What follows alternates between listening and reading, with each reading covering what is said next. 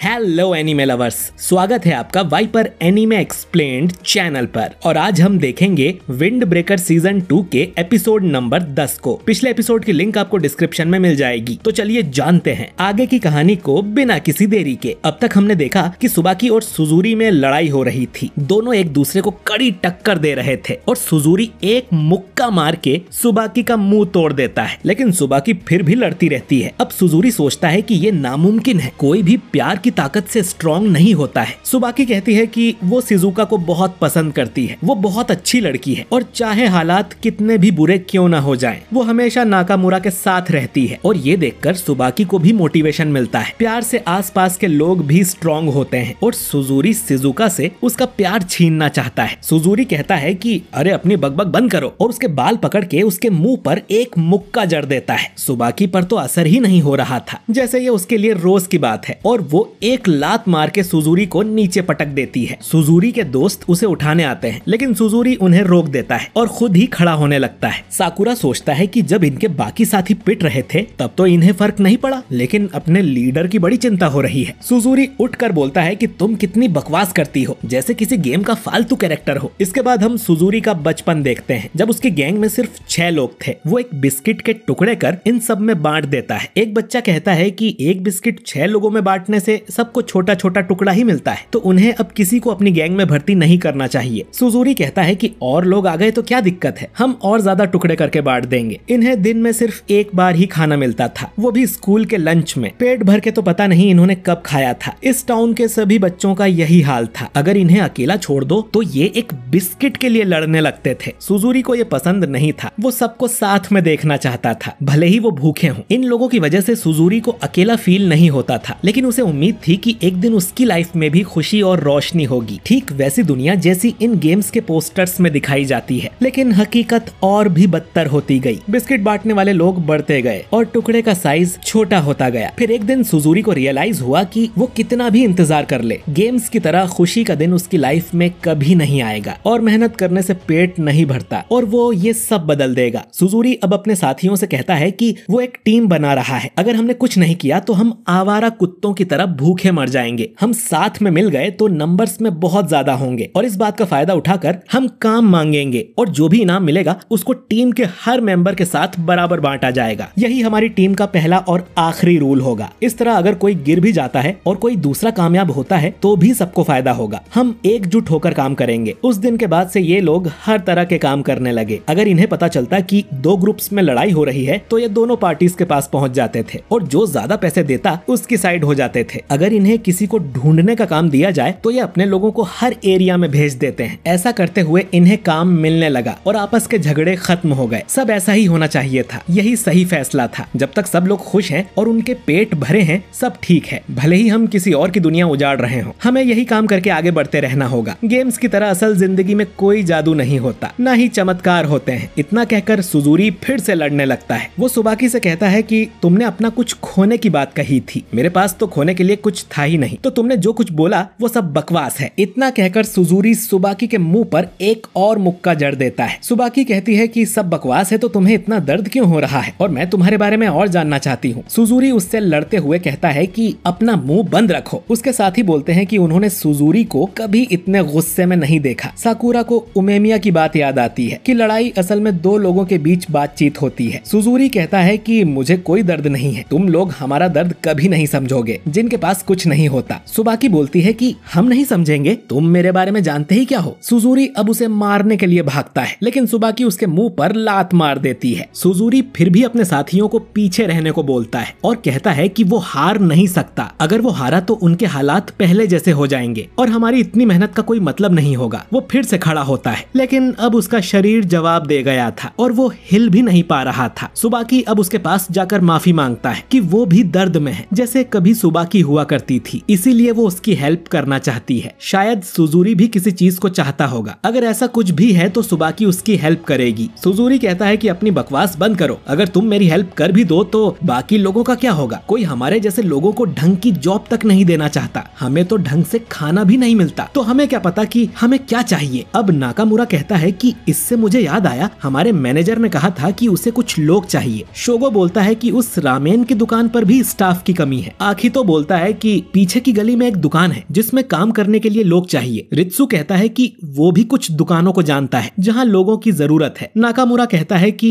हमें गलत मत समझो, हम तुम्हें माफ नहीं कर रहे, लेकिन उसे सुजुरी की हालत समझ आ रही है। एक समय पर नाकामुरा भी अपना रास्ता भटक गया था, तब किसी ने उसकी मदद की थी, ठीक जैसे आज सुबह की तुम्हारी मदद कर रही है। सुजुरी अब इन दोनों का हाथ थाम लेता है और कहता है कि मैं हार गया, तुम लोग सच में फाइनल बॉस थे। उसके साथियों को यकीन नहीं होता कि उनका लीडर हार गया। शिजुका ये सब देख रोने लगती है और इन्हें थैंक यू बोलती है। निरे अब सुओ से पूछता है कि मुझे नाकामुरा और सुबाकी जितना लायक बनने के लिए क्या करना पड़ेगा। सुओ कहता है कि उन दोनों ने काफी मेहनत की है। सुजुरी अब खड़े होके इन्हें अपना नाम बताता है और इनसे भी इनका नाम पूछता है। इसके बाद वो अपने साथियों से बात करने जाता है और कहता है कि वो जिंदगी को बदलना चाहता था, ऐसी जिंदगी जहां हम एक बिस्किट के लिए लड़ते थे, जहां हम एक अच्छी दुनिया सिर्फ अपने सपनों में ही देख सकते हैं और अपना पेट भरने के लिए हमने बहुत बुरे काम किए, लेकिन वो सही रास्ता नहीं है, तो मुझे माफ कर दो। मैं अब इन दोनों के रास्ते पर चलना चाहता हूँ, क्या तुम लोग मुझे ज्वाइन करोगे? मैं हमेशा तुम सबके साथ रहना चाहता हूँ। उसके साथी बोलते हैं कि अगर तुम नहीं होते तो हम सड़क पर मर गए होते, तो अगर तुम हमें कुछ नया करने को बोलोगे तो हम जरूर करेंगे। हम हमेशा एकजुट होकर काम करेंगे जैसे तुमने कहा था, लेकिन क्या हम यहाँ काम कर पाएंगे? हमें तो कुछ आता भी नहीं है। नाकामुरा कहता है कि शुरू में सब नौसिखिए ही होते हैं, नए लोग तो गलती करेंगे ही, लेकिन मुझे यकीन है कि तुम लोग ठीक काम करोगे। सुबाकी अब सुजुरी से कहती है कि तुमने मुझसे झूठ बोला था कि तुम्हारे पास कुछ नहीं है, जबकि तुम्हारे पास इतने अच्छे दोस्त हैं। इसके बाद ये शिजुका के पास जाते हैं और सुबाकी उसे डांटने लगती है कि आज तुमने यहाँ सबको हर्ट किया है। मैं जानती हूँ कि तुम्हें नाकामुरा और बाकी लोगों की चिंता है, लेकिन बाकी लोगों को भी तुम्हारी उतनी ही चिंता है। वो भी चाहते हैं कि तुम यहीं रहो और तुम्हारे लिए ही वो लड़ रहे थे। साकुरा के ग्रुप ने भी अपनी पूरी कोशिश की, लेकिन फिर भी तुम खुद को उनके हवाले करने जा रही थी। तुम्हारे फैसले ने यहाँ सबको हर्ट किया है। नाकामुरा अब बोलता है कि अरे जाने भी दो यारो, अंत भला तो सब भला। शिजुका कहती है कि तुम सही हो, साकुरा ने भी मुझे हिम्मत रखने को कहा था। मुझे सबको लड़ते हुए देखने में बुरा लग रहा था, इसीलिए मैं भागना चाहती थी। मुझे किसी पर भरोसा नहीं था। और वो माफी मांगती है। सुबाकी बोलती है कि तुमने पहले क्यों नहीं बताया कि तुम मुसीबत में हो, और वो कभी भी प्रॉब्लम में हो तो पहले उसे जरूर बताए। शिजुका उसकी बात समझ जाती है। इसके बाद वो नाकामुरा से कहती है कि तुम दोनों को जल्दी शादी कर लेनी चाहिए, जिस पर निरियू कहता है कि दूसरे के मामले में अपनी टांग मत अड़ाओ, उन्हें अपने हिसाब से सब करने दो। बाकी सब भी कहते हैं कि वो दोनों बहुत अच्छे कपल हैं। वहीं साकुरा तो चुपचाप खड़ा था, जबकि इस तरह की बातें सुन वो बहुत जोर से शर्माने लगता है। साकुरा बोलता है कि ऐसा नहीं है, मुझे तुम लोगों के लड़ने का अंदाज पसंद नहीं आया। नाकामुरा पूछता है कि इससे तुम्हारा क्या मतलब है? साकुरा कहता है कि तुम्हें फर्क नहीं पड़ता कि तुम जीतो या हारो। तुमने यही कहा था ना कि चाहे तुम सब कुछ हार भी जाओ, लेकिन जब तक टाउन और शिजुका सुरक्षित हैं, तुम्हें फर्क नहीं पड़ता। शुरू में साकुरा को यह बात बहुत अच्छी लगी थी, लेकिन जब वो अपनी लड़ाई लड़ रहा था तब उसे कुछ रियलाइज हुआ कि वो अपने दोस्तों को पिटते हुए और हारते हुए नहीं देख सकता, और ये देख उसे बहुत नफरत होती है। नाकामुरा और बाकी लोग साकुरा की बात पर हंसने लगते हैं। नाकामुरा कहता है कि बहुत सही गुरु, ऐसे ही लगे रहो। अपने दोस्तों को पिटता हुआ देखना किसी को पसंद नहीं है, लेकिन हर बार ऐसा नहीं होता, यही हकीकत है। पर तुम अपनी सोच को कायम रखो, अगर तुम कभी हार नहीं मानोगे तो तुम इसे जरूर हकीकत में बदल दोगे। निरे और सुओ ये बात सुन बहुत खुश हो जाते हैं कि साकुरा को उनकी चिंता है और वो खतरे में होंगे तो साकुरा उन्हें जरूर बचाएगा। साकुरा अब सुओ से कहता है कि अरे तुम कभी पिटोगे ही नहीं तो मैं बचाऊंगा कैसे? नाकामुरा कहता है कि ये लोग कितने मासूम हैं। सुबाकी बोलती है कि कहीं तुम इनको भी काम पे मत लगा देना। नाकामुरा कहता है कि बिल्कुल नहीं, लेकिन मैं देखना चाहता हूँ कि ये बड़े होकर कैसे इंसान बनते हैं। सुजुरी फिर से नाकामुरा से माफी मांगता है क्योंकि उन्होंने इस जगह का काफी नुकसान भी कर दिया था और वो उनके साथ काम करने के लिए एक्साइटेड है। नाकामुरा कहता है कि मैंने कहा तो था, पर मैं तुम सबको एक साथ जॉब नहीं दिला सकता। सुजुरी कहता है कि कोई बात नहीं, शुरू में जो भी लोग काम करेंगे वो बाकी लोगों को भी सपोर्ट करेंगे। और वो शिजुका से भी माफी मांगता है आज जो भी हुआ उसके लिए। और पता नहीं तुम्हें हमारा यहाँ काम करना अच्छा लगेगा कि नहीं, और तुम डर भी रही होगी, तो तुम्हें अगर थोड़ा सा भी बुरा लगे तो मुझे बता देना। यहाँ जितने भी लोग काम करेंगे उन सब की जिम्मेदारी मैं लेता हूँ। शिजुका बोलती है कि मुझे पता है कि तुम पर क्या बीती होगी, बल्कि मैं भी तुम जैसी ही थी। जब नाकामुरा ने मुझे बचाया था तो मुझे तुम लोगों के लिए बुरा कहने का कोई हक नहीं है, तो हमें पूरी मेहनत करनी चाहिए इस टाउन के लोगों का एहसान उतारने के लिए। नाकामुरा अब पूछता है कि तुमने तो किसी आदमी से सुपारी ली थी ना शिजुका को किडनैप करने के लिए, तो वो तुम्हें कुछ नहीं बोलेगा? ये बात सुन सब डर जाते हैं। सुजुरी कहता है कि मैं उससे बात कर लूंगा। तभी इन्हें एक कड़क आवाज आती है, बात कर लोगे? तुम लूजर्स की बात सुनेगा कौन? तुमने यहाँ बहुत ही बेकार काम किया है, मुझे ढंग के लोग हायर करने चाहिए थे, लेकिन अब मुझे फुरीन के खिलाफ एक और बहाना मिल गया है। सुओ सोचता है कि